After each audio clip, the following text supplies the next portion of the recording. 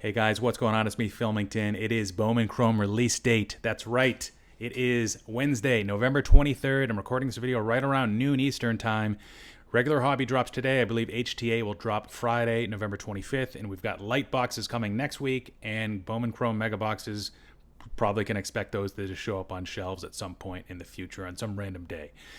So in this video, we're going to break down the contents, any changes and additions from previous years, as well as the print run, and also my thoughts with regards to pricing and investability of this product. And we're going to finish up this video with me going through my top 15 favorite prospects to chase in 2022 Bowman Chrome.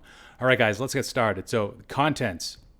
There's a 100 card base checklist, just like the last few years. Autograph subjects, 112 prospect autograph subjects. So at least 100 of those are position players, but 112 is a big jump from last year. Last year, there were only 86 prospect autograph subjects, so that's a 30% increase. That's even a larger increase if we were to go back 2 years. There were only 76 prospect autograph subjects in 2020. Now, in the checklist, you're getting 12 of the top 15 international signings, so that is good.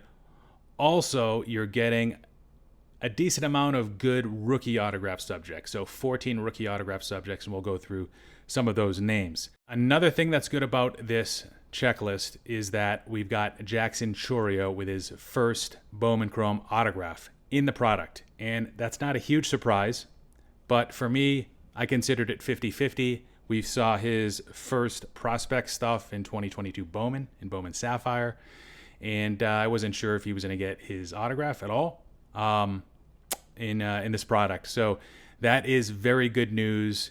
He is, I believe, that's still the number 2 Baseball America prospect, or at least he was named that recently, as well as the number 10 MLB pipeline prospect. That's overall. That's not just in the Brewers organization.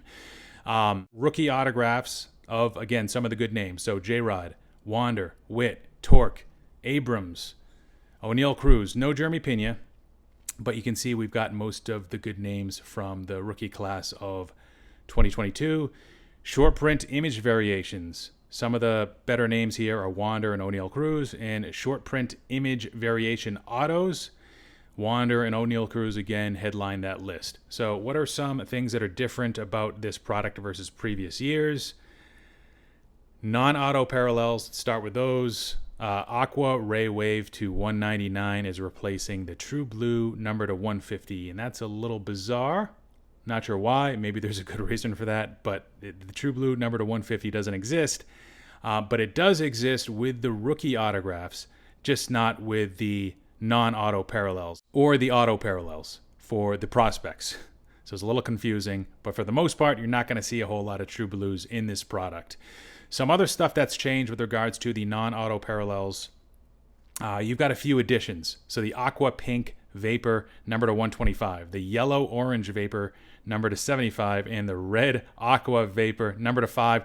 There are some other changes, but it's mostly just name changes. Those are the true net adds to the product with regards to the non-auto parallels. The auto parallels, Aqua Ray Wave, that's going to be in the product instead of the True Blue number to 150. And there's also a Gold Mini Diamond number to 50, which is a new auto parallel. Let's go over the print run. Heard from Twitter that there's going to be roughly 10 to 15,000 hobby cases produced. And you can multiply that by 12 to get to the number of approximated hobby boxes that were produced. And maybe we're going to see a close to the same amount of HTA. So to put this in different terms, it's close to the same that was produced last year, at least with regular hobby. With HTA, we don't know yet. We'll know more in a few days, I think. Also, regular hobby cases are up in print by about 70% over the last 5 years. So it might seem like a lot. 70% is a big jump, but that's 5 years. We're going back pre-boom, guys. That's 2017. And if you look at other products like Top Series 2, that's probably up close to like 250 to 300% over the last 5 years. I know it's up 200% over the last 3 years, talking about Series 2 hobby boxes. So 70% over 5 years doesn't seem too bad to me. But again, watch out for HTA. With the increased auto checklist, with the newer parallels, I wouldn't be surprised if we saw like a 20% overall print run increase. in hobby if you were to include HTA plus regular hobby from last year. So it could be about a 20% bump, 15% bump. Who knows? We'll see. More data to come. Mega boxes and light boxes are also going to add to the print runs, particularly the base checklist print runs. Pricing in Investability. If we look at this product versus 21 Bowman Chrome, so 21 Bowman Chrome came out last year at around $200. Believe it was on the Topps website for a little bit at $200. It increased quickly to $260, $250, $260, probably within the first 1 or 2 weeks, once people realized how good the checklist was. So for me, that price discovery is actually $250, $260. The 200 number doesn't mean much for me other than Topps just maybe underpriced it. Since then, 21 Bowman Chrome is down to about $250. That's where it stands today. But that's because most of the prospects haven't progressed like we had hoped. So if you think about like Christhian Hernandez, Carlos Colmenares, Wilman Diaz, some of the guys that had a lot of hype. So let's do this exercise where we compare this year's product versus last year's product based on what we knew about 21 Bowman Chrome at the time versus what we know about 22 Bowman Chrome now. All right. So when 2021 Bowman Chrome was released, the macro conditions were different. Talking about economic and card market factors, singles prices, wax prices, and of course, discretionary income and inflation, things like that. So based on the environment today, I would slash the starting price of, again, it was about $260 after price discovery. I would slash that by 25%. We'll probably see the Chourio raw Bowman Chrome auto prices sell for less than like Marcelo Mayer at release. And we saw Mayer sell for, and this is a different product now, so I'm kind of switching products, but kind of talking about like the macro conditions here. I think Mayer base auto prices sold for about $600, but a different time in 2021 versus today. So take that $260 and knock it by 25% based on the macro conditions. Next thing is the dilution of the product. Probably going to see a higher print run this time around. How much higher? We don't know yet. The auto checklist is higher by 30% versus last year. So I would knock down the price of this year's product by 25% because of the dilution. The last thing has to do with the chase factor. And this is the one thing that'll be very positive with regards to 22 versus 21. I think that Chourio plus the superior rookie autographs bumps up this year's product by, I don't know, I'm going to say 75%. And feel free to do your own exercise with this. But if you're to take the 25% discount, another 25% discount, and a 75% premium, you're looking at about $256 for a fair market price for regular hobby this year, for 2022 Bowman Chrome this year. Another way you can look at this is, how are previous years' versions of Bowman Chrome performing today? Yes, more was produced this time around, but still, 2019 Bowman Chrome, it's selling right now for around $300, and the checklist is fairly weak. Look at that checklist. Tatis rookie autos, who cares about those anymore? It's just not doing too well. The prospects, the first prospect cards aren't doing too well there. 2020 Bowman Chrome right now is sitting right around like the mid 200s, mid to high 200s, and it's being driven by 2 to 3 guys. So you've got Michael Harris, rookie of the year, great player, but it doesn't have non-autographs of any of the first prospect cards. And I think that is actually fairly crippling in a material way to that product. And it's hurting the ceiling for 2020 Bowman Chrome. And then 2021 Bowman Chrome, again, right now it's sitting at around $250. The hype is fading on a lot of those players. Some new guys have emerged from 2021 Bowman Chrome that weren't in the top 10 that now are, but a lot of those original top 5 to 10 guys have fallen. Most have fallen with regards to where they stood when that product came out. So in my opinion, given all that information, I think an investable price is going to be close to $220 to $260 today for regular hobby. Pre-sale prices as of a few days ago, if you look at like Midwest Cards or Blowout, I think they're around $325, but they've dropped already. The important thing is to look at eBay sold prices as of this morning, which seem to be around $270 to $280 on eBay as of today. Release date, November 23rd. So another thing to look at is sentiment. It's been relatively positive on social media. But one thing that you guys need to keep an eye on is sold prices. Keep an eye on those sold prices each day on eBay to see if the trend downward continues. Because we saw 325, now we're seeing 270, 280. What's going to be the downtrend on that? What's going to be the rate of acceleration of that downtrend? We will see. But given the information that I have now, I would say try not to pay above 275 for a regular hobby if you can avoid that. Add 5% for HTA, so right around $290 for HTA. HTA is going to be the breaker's favorite. But if you can, stay at or below $260 for a regular hobby. That would be my advice to you. If you want to just open up one box, it's probably not going to matter. But if you're thinking investing or buying multiple cases, then you're going to want to be more cost conscious. A lot of this, guys, is Chourio dependent. So 3 months from now, 6 months from now, 9 months from now, 12 months from now, the ability for this product to perform is going to be related to Chourio. It's going to be related a little bit to those rookies, J-Rod namely. It's going to be related to the other guys in the top 10, top 15 to see who emerges. But Chourio is the one guy that's really going to drive that price point and going to keep those hobby box prices firmly above 200. I don't think we're going to see a floor of under 200 for this product in the short term. That's just my opinion. And Chourio is a big reason for that. He's also a big reason for the upside of this product. I think that this product could outperform 2019 Bowman Chrome, 2020 Bowman Chrome, and 2021 Bowman Chrome over time, even with the higher number of auto subjects and the highest print run of them all. All right, guys, so now we're going to go through my top 15 prospects to target from 22 Bowman Chrome. Number 1, no surprise, Jackson Chourio. Brewers organization, absolutely incredible prospect. 18 years old, outfielder. He still held a 250 ISO despite struggling after being called up for the last month or two of the season to Double-A. Total line, 20 home runs, 15 steals, and 400 plate appearances. Biggest thing for me is watching that K rate, which is hovering around 30%, which I don't really like to see. Number 2 prospect is Yasser Mercedes. Just turned 18 years old, Twins outfielder, 6'2". He had a 975 OPS this year, despite only having 4 home runs. He also swiped 30 bags. Okay, 4 home runs, but it was 176 plate appearances. This was in the Dominican Summer League, and he had a 355 batting average, something that I don't like to get overly obsessed with, but still, I mean, that you can't knock him for that. K rate of just under 20%. Raw power, Bill James scale, 45 realized out of 60. So OPS was high because he had a lot of extra base hits. And look for him to continue to develop some power.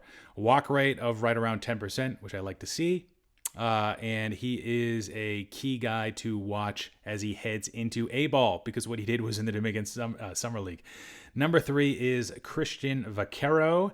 17 years old, 6'3", 180 pounds. The Nats spent $5 million on him. He was the number 2 ranked international prospect. He's a toolsy outfielder with plus speed. He's a switch hitter. K-to-walk ratio was just about 1, which is excellent to show that this early. He didn't show much in the DSL league, so this is a guy that has a stronger pedigree and scouting report than actual performance based on what we've seen. He only had a .085 ISO. But he does have a solid ground ball to fly ball rate, which is good to see at a young age. Number 4, I have Yanquiel Fernandez, 19 years old. He's turning 20 relatively soon. He's an outfielder. Rockies organization. He skipped Complex League. They thought he was ready, so that hit tool is looking great. He put up a 220 plus ISO with a 22% K rate in A-ball, and that was over 500 plate appearances. He's not as athletic as some of the other guys on this list, but he has a very solid hit tool. Number 5, Roderick Arias. Number 1 ranked international prospect, Yankees shortstop. Some of you guys might like him more because he's in the Yankees organization. Maybe I'll put a link in the description to why I value skills over markets, but that's going to give him a higher ceiling for the near term being in the Yankees organization. Shortstop, they are a little heavy there, deep there with regards to who else they have in their pipeline, but 18 years old, 6'2", athletic, 32% strikeout rate. I don't like to see that in Dominican Summer League. You know, some of these other guys killed it in the DSL and were like discounting what they did, and he had a 32% K rate. Hopefully he improves upon that, or else he's going to fall, but he's a guy that also could rise. Number 6, Samuel Zavala, 18 years old, outfielder in the Padres organization, 258 ISO across Complex League and A-ball. Another guy, let's see him get his K rate down, 27% in 2022. But for the most part, 258 ISO, his contributions were still very solid across the board. Another guy that I'm very curious to watch. Number 7, we've got Brady House. He was a guy that was in 21 Bowman draft. He just doesn't have his autograph yet. So his autograph's going to be in here. It's not going to have the first next to it, but it'll sell at least 95% of what it would if it had that first designation on the actual front of the card. So treat it like a first Bowman autograph, even though it's not, in my opinion. That's the way I would handle it. So 19 years old, had a rough year, derailed from with injuries. A lot of people would have expected him to be higher on this list. 731 OPS. Was he affected by injuries? It was his back. So the K to walk ratio also was very bad, about 5 strikeouts per walk. And he did that in A-ball. So he's another guy to keep a close eye on to see if he can improve those numbers from last year and stay healthy. Number 8 is going to be Ricardo Cabrera, 18 years old, shortstop, Reds organization, ranked number 3 in the international class. He had just a 127 ISO and 743 OPS. So you're going to see a mix of guys on this list, from guys with amazing scouting reports that just didn't do much last year versus guys that did a whole lot but didn't come in with those pedigrees. But he had a 127 ISO, 743 OPS, 22% K rate, which is good. He's got potential to rise up this list. Number 9 is Eddinson Paulino for me, 20 years old, A-ball, Red Sox infielder. He swiped 27 bags last year. Number 10 is Enmanuel Valdez. He's just about 24 years old, so he's a little bit older versus some of the other guys on this list. In the Red Sox, and he's a utility guy, infielder, outfielder. He posted a 246 ISO, which is very, very impressive. Number 11 for me is Jonathan Mejia. 17 years old, Cardinals, shortstop, probably more of like a corner infield type. 23% strikeout rate, but that OPS right around 900, ISO over 200 in DSL. Number 12 is Ceddanne Rafaela, another guy that's been in previous products, but his first autograph is here. Red Sox organization again, 22 years old in AA. A little bit older again, but 240 ISO in 2022. 22% K rate, which isn't terrible, but the walk rate needs to go up. That's right around 5%. He could be called up later in 2023. We'll see. Number 13 for me is Jackson Merrill, 19-year-old Padres organization. Hits the ball hard, and his overall numbers were very solid from last year, but the fly ball rate is low. I'd like to see him change that launch angle a little bit for him to be a relevant hobby guy in the future. Number 14, I've got Mason Auer, 21 years old, potential future center fielder for the Rays. Lots of speed, swiped 48 bags last year, 15 homers as well, and this is across A and high A. K percent is only 21%. Another sneaky player on this list. Number 15, I've got Samuel Munoz, outfielder in the Dodgers organization. They have a history of being able to develop talent, solid K and walk rates. Batted 347 in the DSL at age 18. Honorable mention, Chourio, 17 years old, Guardians organization outfielder. He's the younger brother of Jackson Chourio. Ground ball rate is a little high, not much power yet, but he's got good bloodlines, and sometimes the hobby gets infatuated with, he's a sibling of a guy that's pretty good, so let's spend a lot of money on him. All right, guys, that is it. Are you guys going to buy any Bowman Chrome? Are you going to open any? Are you going to stash any? Are you going to enter in any breaks? Who are the guys that you're targeting? Let me know down below. Thanks, guys. Like, comment, subscribe. Filmington out.